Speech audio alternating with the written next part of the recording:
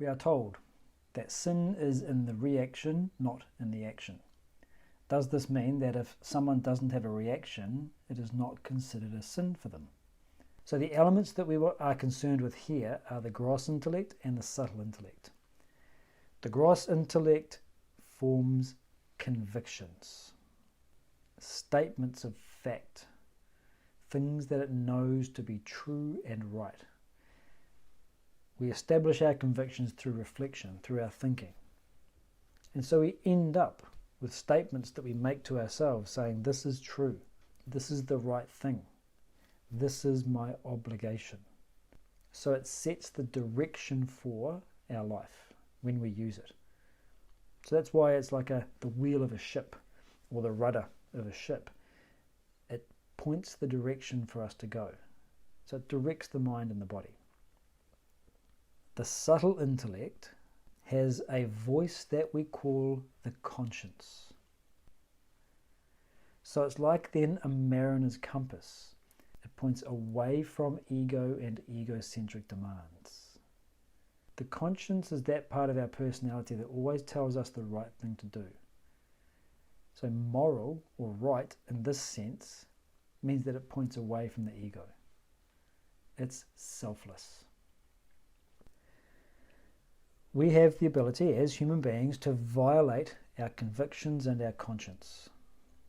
My conviction says to me that when somebody wrongs me, the correct thing to do is to try and understand their perspective, set the correct boundaries, but have a sense of compassion for where they're coming from. But in practice, when someone wrongs me, my emotions take over, and instead, I act in a way to belittle them. I act in a way to try and cause them more pain. I lack compassion. I've gone against what I believe is the right thing. So too with the conscience. There are things that my ego wants. I have egocentric demands. If I act in a way that is in accordance with my ego, then I'm acting against my conscience. Instead, I'm acting based on personalized desire and attachment. What happens when we violate our conviction and our conscience? We've all experienced this. Regret, sorrow, suffering, agitation. This negative reaction that our own personality has to violating conscience and conviction, this is sin. Sin is the negative reaction that arises from our own nature. So let's go back to the question. Sin is in the reaction, not in the action. Does this mean that if there's no reaction, it's not a sin? Yes, that's exactly what it means. If you perform an action and your own nature doesn't rebound with that sense of regret, with that sense of agitation, remorse, then you have not committed a sin for you. However, absence of evidence is not evidence of absence. Just because we don't perceive a reaction doesn't mean there isn't one. If I lack self-awareness, the negative reaction that comes into my personality is missed. I just don't see it. It's a bit like being partially deaf and not hearing someone knocking at your door. The fact that you don't hear it doesn't mean that they're not knocking. It's just that your hearing is not good enough.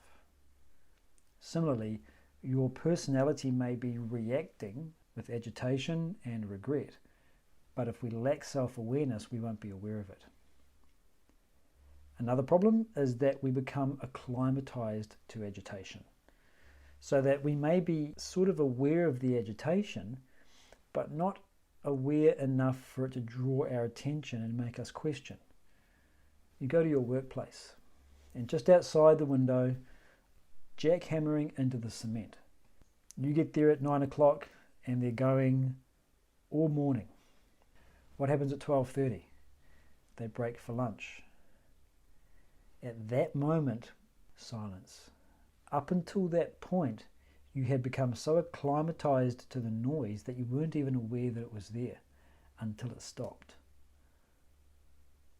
The same kind of thing can happen. There's a background buzzing of agitation because of a range of different factors, one of which is the fact that we have been violating conscience and conviction, but it blends into the rest, and so we don't feel it, we don't notice it.